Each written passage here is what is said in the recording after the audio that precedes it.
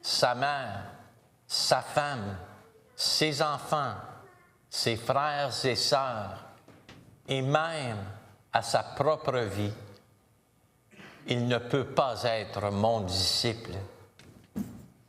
Celui qui ne porte pas sa croix pour marcher à ma suite ne peut pas être mon disciple. Quel est celui d'entre vous qui, voulant bâtir une tour, ne commence pas par s'asseoir pour calculer la dépense et voir s'il a de quoi aller jusqu'au bout? Car si jamais il pose des fondations, il n'est pas capable d'achever. Tous ceux qui le verront vont se moquer de lui.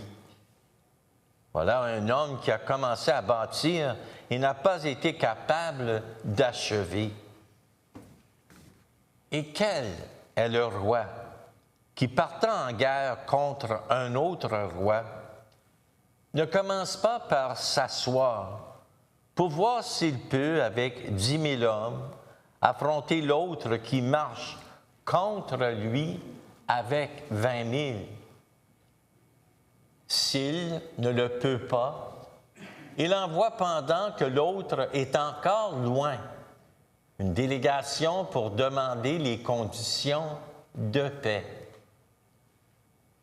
Ainsi donc, celui d'entre vous qui ne renonce pas à tout ce qui lui appartient ne peut pas être mon disciple. Acclamons la parole de Dieu. Gloire à toi, Seigneur Jésus.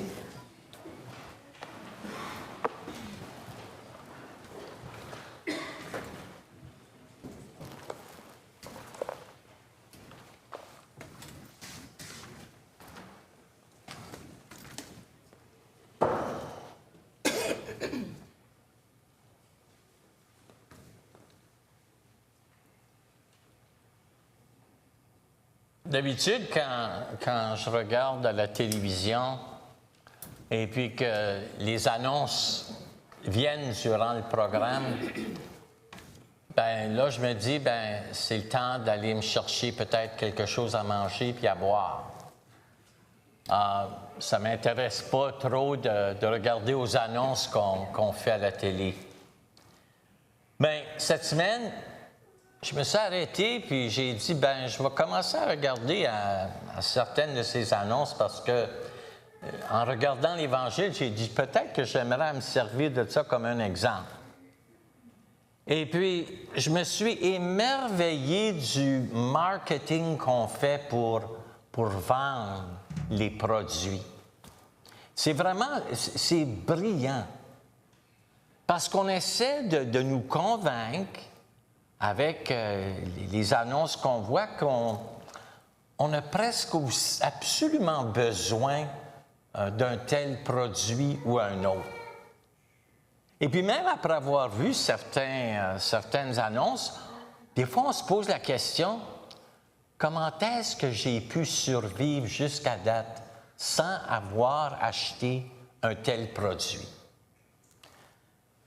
J'ai vu une des annonces, hein, puis c'était à propos on annonçait une bière. Hein? Et puis, il y en a bien du monde hein, qui aime ça, prendre une bonne bière. Mais dans l'annonce qu'on faisait pour la bière, j'ai remarqué que tout le monde là, qui était dans l'annonce, c'était tout du monde bien portant, très mince. Il n'y avait pas de grosses bédaines. Hein? Et puis, il n'y avait pas des personnes qui étaient enivrées. Il n'y avait personne là, qui chicanait les uns avec les autres. C'était le gros party. Hein? Puis tout le monde était d'accord et souriant. Ah bien, c'était merveilleux. Moi, je ne bois pas de la bière, mais tout d'un coup, j'avais le goût. Hein? Et puis, je me disais, peut-être, si j'avais une bière, bien que ma bédaine pourrait disparaître. Hein? En tout cas, je ne l'ai pas essayé, mais peut-être que je vais essayer ça cette semaine, voir si ça va arriver. Et là, j'ai commencé à me souvenir des annonces qu'il y avait autrefois. Je ne pense plus qu'ils font ça maintenant, mais il y avait une annonce qui m'intéressait quand j'étais plus jeune. Hein? Et puis, on voyait une madame dans sa robe de cocktail, et puis avec un beau collier de perles, et puis des boucles d'oreilles, et puis elle est en train d'épousseter la maison. OK? Moi, j'ai jamais vu ma mère épousseter avec une robe de cocktail. Hein? J'ai jamais vu ma mère avec un beau collier de perles. D'abord, elle n'en avait pas un, mais si elle avait eu un collier de perles, je pense pas qu'elle l'aurait porté pour faire de la cuisine. Hein? Mais pour vendre un certain produit là, qui était merveilleux, et puis même, il y avait de la musique, la belle musique. Hein? Quand madame était en train d'épousseter, là, elle dansait, et puis c'est comme si elle faisait juste ça, là. Puis tout d'un coup, toute la maison était nette, et puis c'était merveilleux. Et puis, j'ai jamais vu ma mère faire ça. Et puis, elle n'a jamais nettoyé la maison de cette façon-là. Puis là, je me disais, des fois, quand je grandissais, et puis j'avais même acheté un Noël quand j'avais quelques sous. J'étais allé acheter une bonne bouteille de Pledge pour maman. Parce que je me suis dit, là, la maison, elle va être propre. Parce que maman va avoir sa petite bouteille de Pledge. Et puis là, tout ce qu'elle a à faire, c'est de chanter, et puis de nettoyer, et épousseter, et puis toute la maison est propre, et puis même le repas se cuit par lui-même. C'est merveilleux. Hein? Et puis, tout récemment, là, on voit de plus en plus qu'on veut nous vendre des médicaments, et puis des vitamines qui vont changer notre vie complètement. Hein? Et puis, il y en a même là, des annonces qu'on fait pour, c'est pour le diabète, mais on vient dire, si tu commences à te piquer avec une certaine chose, tu vas perdre du poids. Puis là, il y a beaucoup de gens qui vont dire, hey, j'ai besoin de ça, cette piqûre-là, moi. Hein? Parce que si je vais me piquer avec ça, je vais perdre du poids. Et puis, je n'ai pas besoin de m'inquiéter, je peux manger peu importe ce que je veux. Et puis là, je vais perdre du poids. Je n'ai pas de la diabète, mais peu importe, je vais perdre du poids. Puis on dit toujours, demandez à votre médecin si c'est une prescription pour vous.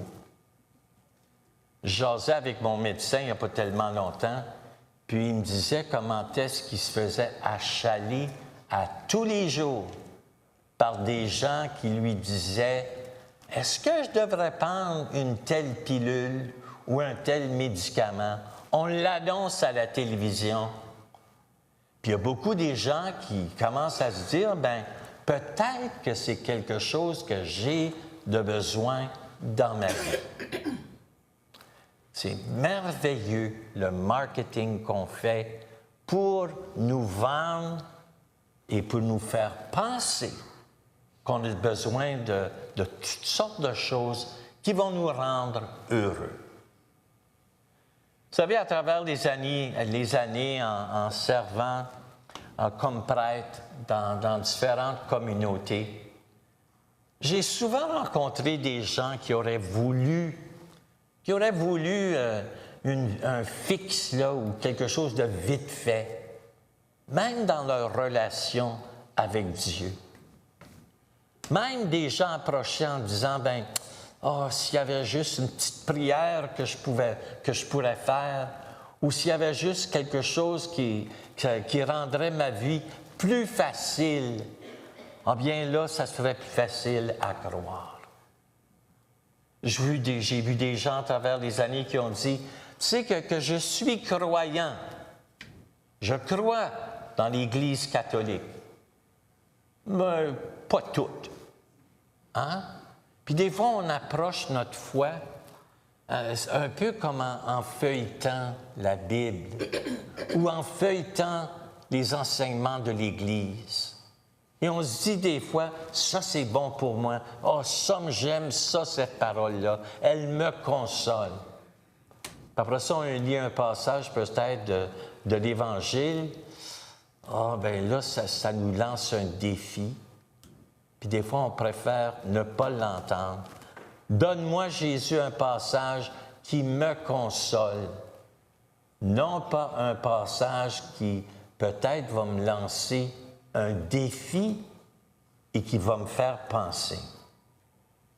C'est bien sûr que des fois, quand la vie, c'est stressant, quand les choses nous rendent mal à l'aise, bien, des fois, on cherche plutôt un fixe qui est tout fait et puis qui est facile à vivre et facile à rendre.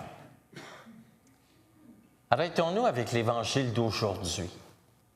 Si on s'arrête de première vue là, sur le passage de l'Évangile, on pourrait dire que Jésus est sévère parce qu'il vient nous dire, si quelqu'un vient à moi sans me préférer à son père, à sa mère, à sa femme, à ses enfants, à ses frères, à ses sœurs, et même à leur propre vie, il ne peut pas être mon disciple. Qui est-ce que vous aimez le plus dans cette vie? Hein? Je pose la question aux parents. Bien, vous aimez vos enfants. Vos enfants sont précieux. Puis venez pas faire du mal à nos enfants, hein?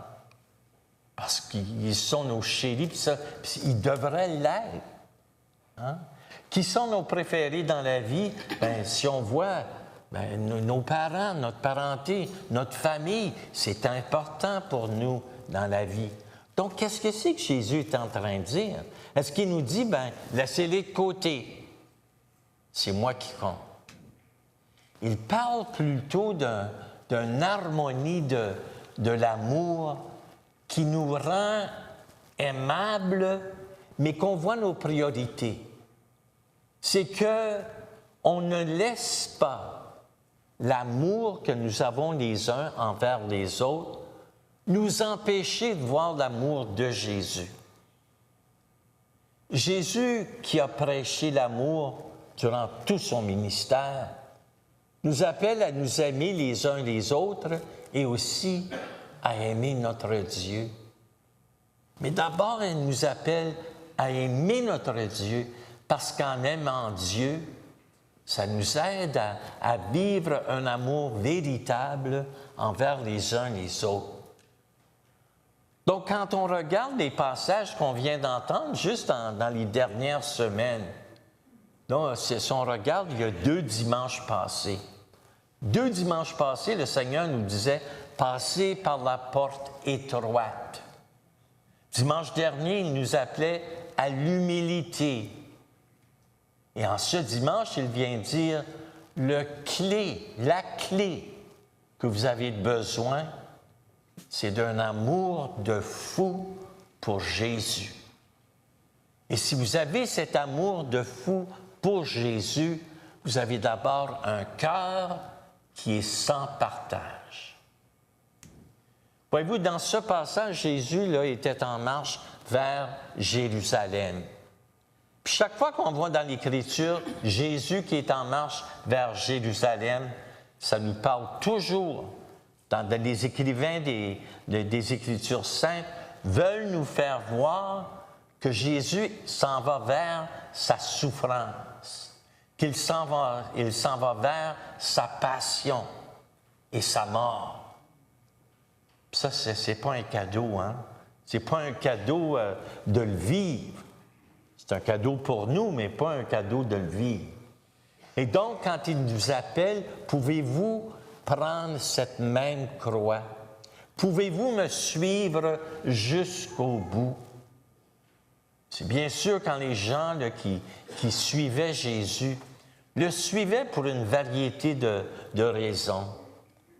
Hein? Ils le suivaient parce qu'ils étaient malades. Jésus guérit ma maladie. Jésus était cette source d'espoir parce que Jésus apportait la justice aux pauvres, à ceux et celles qui se sentaient délaissés. Mais Jésus venait dire aussi à cette foule qui le suivait, c'est bien que vous demandiez pour toutes ces guérisons, pour toutes ces choses qui vont et qui peuvent changer votre vie. Mais savez-vous vraiment le coût de ce choix de me servir? Car Jésus vient dire, c'est pas pour les faibles de cœur. Donc Jésus demande un changement profond à l'intérieur de chacun et chacune d'entre nous. Un changement de cœur pour moi et pour toi. Car de suivre Jésus, ça veut dire qu'on veut le suivre sur son chemin, le chemin qu'il trace pour nous. On veut chercher la vérité, seulement la vérité qui vient de lui. On cherche en lui la vie, mais la vie à toutes les étapes de notre vie. Que ça soit une nouvelle naissance ou qu'on soit rendu très avancé dans notre vie. Il y a quelques semaines qu'il y a quelqu'un qui m'a envoyé un pamphlet et puis c'est intitulé « Les grâces de vieillir ». OK? Et puis même, j'en ai commandé à peu près 2 douzaines et puis je les passe à tous mes confrères de prêtres qui sont en train de vieillir. Et puis j'en ai passé une copie hier soir au Père Morin et puis il a vu ça. Et puis, tu sais, quand ça dit les grâces de vieillir, qu'est-ce que tu essaies de me dire? J'ai dit, on est rendu là. Et puis, j'ai dit, je m'inclus. Mais c'est une réflexion que le pape François faisait sur les grâces de vieillir. Et que c'est beau de vieillir. Parce qu'on a quelque chose à offrir qu'on n'avait pas auparavant. On a quelque chose à offrir, comme les grands-parents, on a quelque chose à offrir à nos enfants qu'ils ne peuvent pas recevoir de quelqu'un d'autre, sauf que les grands-parents. Donc, il y a des grâces là, qui se donnent à toutes les étapes de notre vie. Même quand on semble, la société va dire, bien, vous êtes rendu un petit peu inutile. Jésus vient dire, c'est pas possible. Il n'y a personne qui est inutile. On a toujours des grâces à vivre et des grâces à donner. Donc, Jésus nous appelle au don total de soi, peu importe l'étape de la vie dans laquelle nous sommes entrés. Ça veut dire qu'on vit selon l'esprit de Jésus.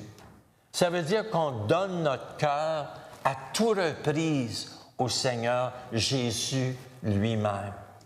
On se débarrasse de tout ce qui nous empêche de voir Jésus dans notre vie. Durant l'Eucharistie, là, tantôt, on fait une prière, puis tu sais, souvent nos prières qu'on fait, là, on n'est pas assez conscient des prières qu'on est en train de prier.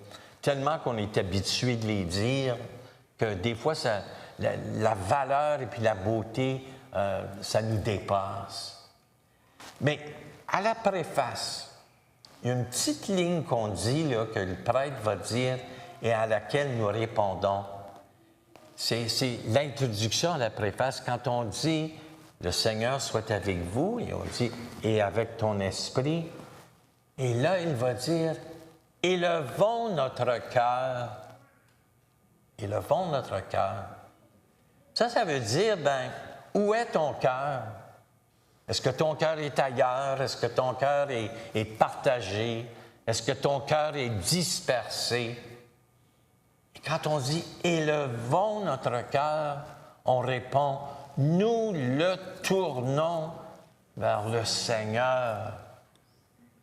Hein? J'enlève les distractions, j'enlève ce qui m'empêche et je me tourne vers toi, Jésus, pour ce grand cadeau que tu me donnes dans l'Eucharistie. Tellement beau nos prières. tellement beaux quand on les prie avec un cœur fervent et ouvert. C'est la grâce pour laquelle nous prions durant cette messe. Soyons ouverts à la présence de Jésus.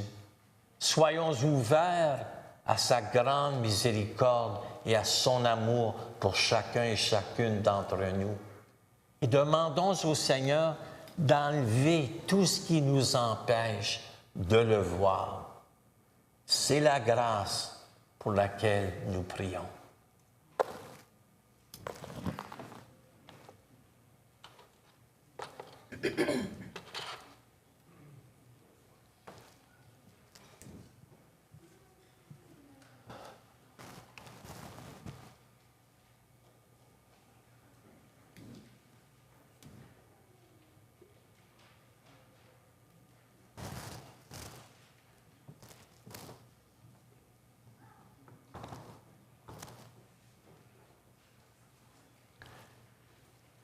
Ensemble, maintenant, nous